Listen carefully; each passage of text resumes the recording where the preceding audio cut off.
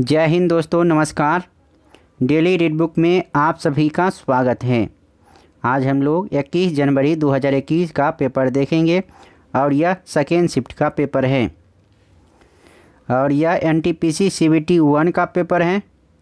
आज का जो पेपर होगा 51वां पेपर होगा, यानी इससे पहले हम लोग 50 पेपर का अध्ययन कर चुके हैं।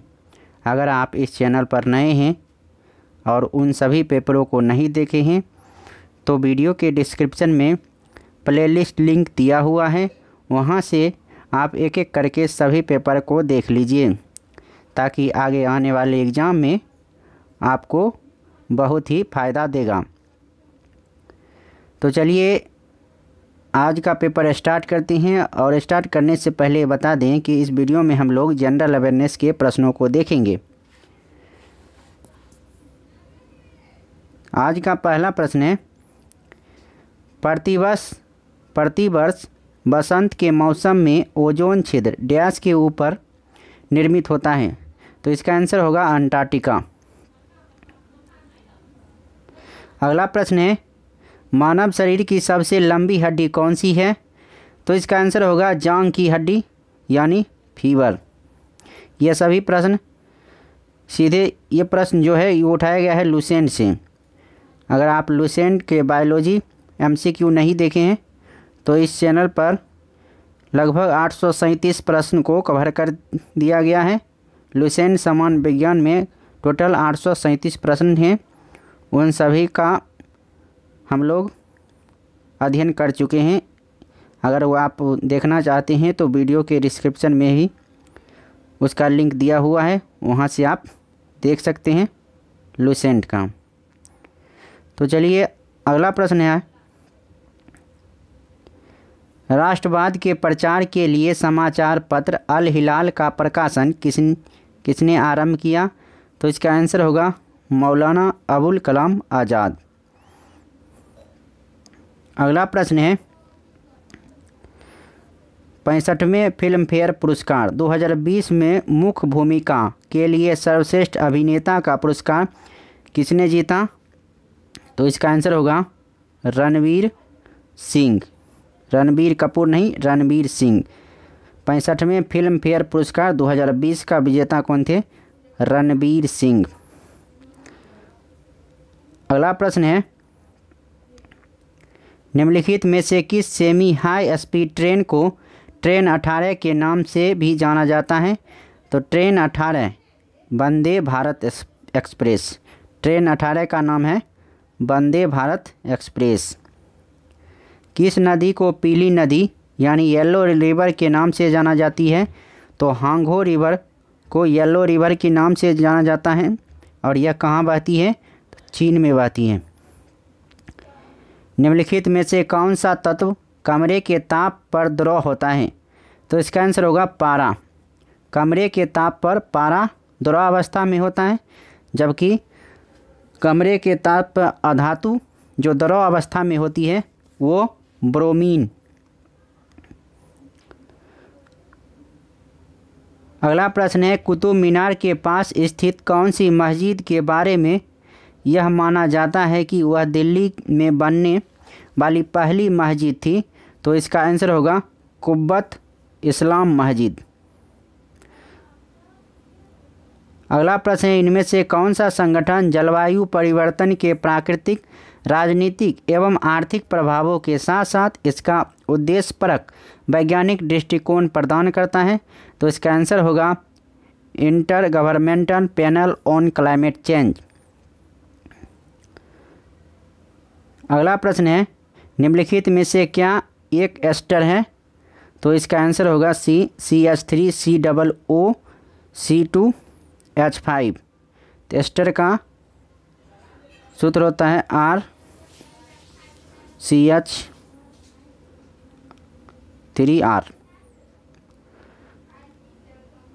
जबकि ये ऑक्जेलिक एसिड का है, ये एल्डिहाइड का है। अगला प्रश्न है,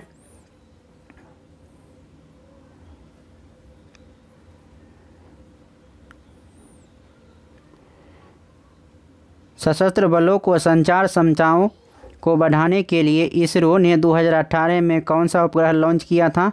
तो इसका आंसर होगा GSAT-7A।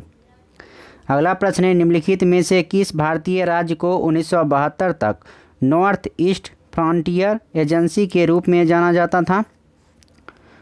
तो इसका आंसर होगा अरुणाचल प्रदेश। अरुणाचल प्रदेश को ही नेफा के नाम से जाना जाता था। कब? 1972 तक। अक्टूबर 2020 तक प्राप्त जानकारी के अनुसार भारत के संविधान में कितने भाग हैं? तो इसका आंसर होगा 25। मूल संविधान में कितने भाग थे? तो 22 भाग थे। अगला प्रश्न है, भारत में नीली क्रांति का संबंध निम्न में से किससे है? तो नीली क्रांति का संबंध मत्स्य उत्पादन से है।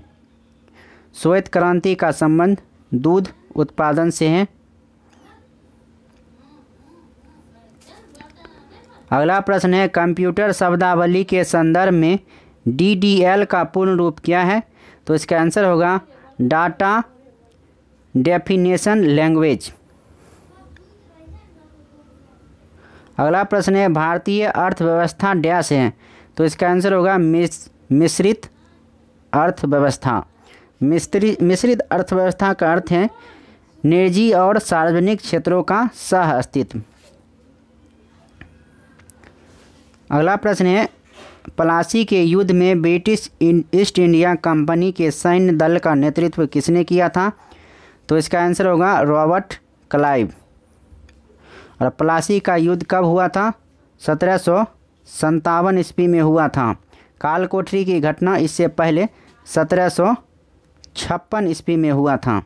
तो प्लासी का युद्ध किस दिन हुआ था? तो 23 जून को हुआ था प्लासी का युद्ध। अगला प्रश्न है, सबसे पहला और सबसे पुराना अंतर सरकारी संगठन कौन सा है? तो इसका आंसर होगा central commission for navigation on the Rhine. अगला प्रश्न है, DRDO द्वारा विकसित उस रोबोट का नाम क्या है जो खतरनाक वस्तुओं का पता लगाने, उन्हें नियंत्रित करने और नष्ट करने के लिए उपयोग में लाया जाता है? तो इसका आंसर होगा दक्ष।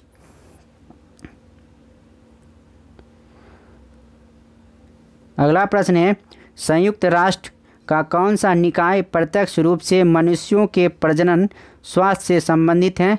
तो इसका आंसर होगा UNFPA।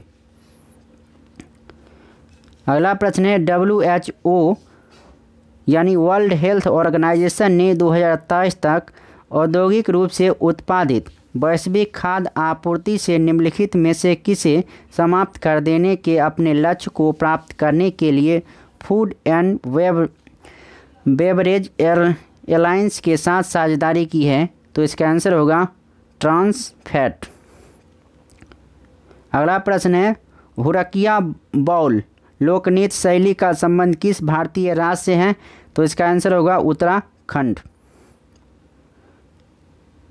अगला प्रश्न है, भारत में बचत बैंक खाते पर दी जाने वाली ब्याज दर डैश के द्वारा निर्धारित की जाती है?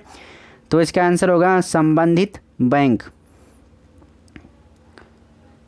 अगला प्रश्न है, इनमें से कौन सा विश्व का एकमात्र संचालित नाभिकीय रिएक्टर है जिसमें U-233 ईंधन का उपयोग किया जाता है? तो इसका आंसर होगा कामिनी। 2019 में CJI के खिलाफ यौन उत्पीड़न मामले में पूछताछ करने वाली आंतरिक समिति के अध्यक्ष कौन थे? तो इसका आंसर होगा जस्टिस S.A. बोबड़े। अगला प्रश्न है, हमारे शरीर में प्रोटीन की कमी से कौन सा रोग होता है? तो प्रोटीन की कमी से क्वाशियोरकर रोग हो जाता है। प्रोटीन की कमी से मरासमस और क्वाशियोरकर रोग होता है। अस्कर्बी रोग विटामिन C की कमी से होता है। बेरी विटामिन B की कमी से होता है। रिकेट्स विटामिन D की कमी से होता है।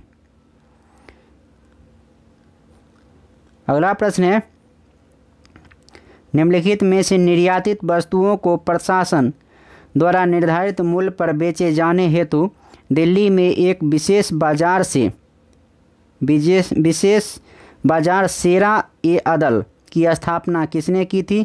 तो इसका आंसर होगा अलाउद्दीन खिलजी ने।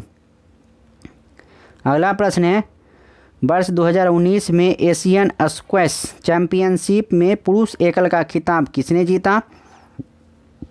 इसका आंसर होगा सौरभ घोषाल।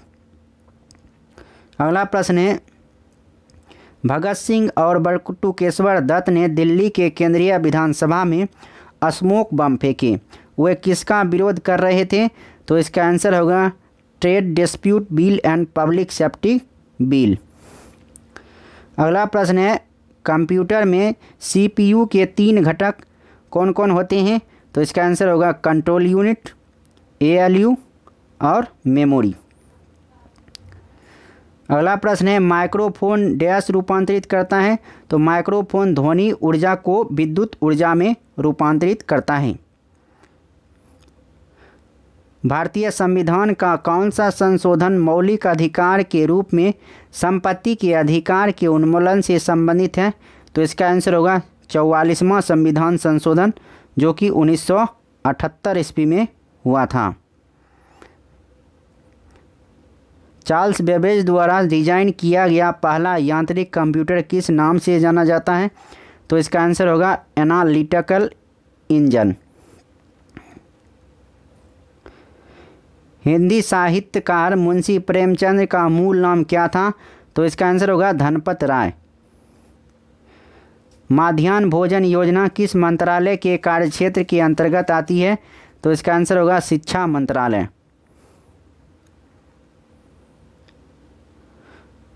1942 में भारतीय राष्ट्रीय कांग्रेस की ओर से निम्नलिखित में से किसने सबसे पहले भारत छोड़ो प्रस्ताव का मसौदा तैयार किया था? तो इसका आंसर होगा महात्मा गांधी। अगला प्रश्न है, निम्नलिखित में से किसे भारत के राष्ट्रपति द्वारा नियुक्त नहीं किया जाता है? तो इसका आंसर होगा राज्यों के मुख्यमंत्री। अगला प्रश्न है, निम्नलिखित में से कौन सा भारतीय रिजर्व बैंक का कार्य नहीं है? तो इसका आंसर होगा यह प्रतिभूति बाजार के विकास को बढ़ावा देता है। यह गलत है। जबकि कौन से कार्य हैं? तो यह करेंसी नोट जारी करता है, यह सरकार की बैंकिंग आवश्यकताओं का प्रबंधन करता है, यह वाणिज्यिक बैंकों की आरक्षित नकदी का अभिरक्षक है।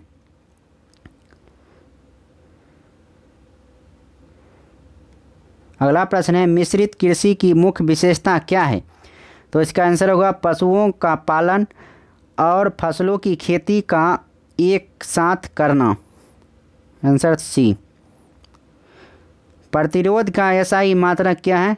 तो प्रतिरोध का एसआई मात्रक ओम है, जिसे ओमेगा से निरूपित किया जाता है।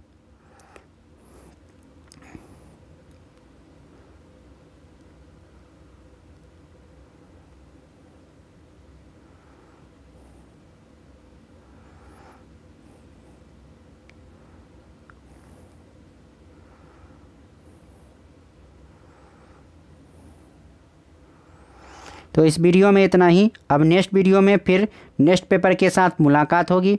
तब तक के लिए नमस्कार। अगर आप इस चैनल पर नए हैं तो सब्सक्राइब ज़रूर कर लीजिए, क्योंकि आगे हम ये 135 सेट तो ख़त्म करेंगे ही। उसके बाद अगर टाइम मिलता है तो रीजनिंग मैथ का भी कोशिश करेंगे, अगर टाइम नहीं मिलेगा तो छोड़ देंगे। लेकिन इसके बाद जो है लुसेंट बुक ऑब्जेक्टिव वो कंप्लीट करने की कोशिश करेंगे धीरे धीरे। जैसे Lucent objective, Lucent science, Mahesh Kumar Barnwal के बुक, और जो इम्पोर्टेंट जनरल कंपटीशन के दृष्टिकोण से हैं उन सभी बुक को इस चैनल के माध्यम से हम आपको समझाने की कोशिश करेंगे। इसलिए आप अगर चैनल पर नए हैं तो सब्सक्राइब ज़रूर कर लीजिए। और यह वीडियो कैसा लगा ये कमेंट बॉक्स में ज़रूर लिखिए। अच्छा लगा तो अच्छा लिखिए, ख़राब लगा तो ख़राब लिखिए। अगर अच्छा लगा तो लाइक कर सकते हैं, अच्छा नहीं लगा तो डिसलाइक भी कर सकते हैं। लेकिन कुछ कीजिए ज़रूर। ठीक है, मिलते हैं नेक्स्ट वीडियो में। तब तक के लिए नमस्कार। पढ़ते रहिए और सीखते रहिए। जय हिंद, जय भारत।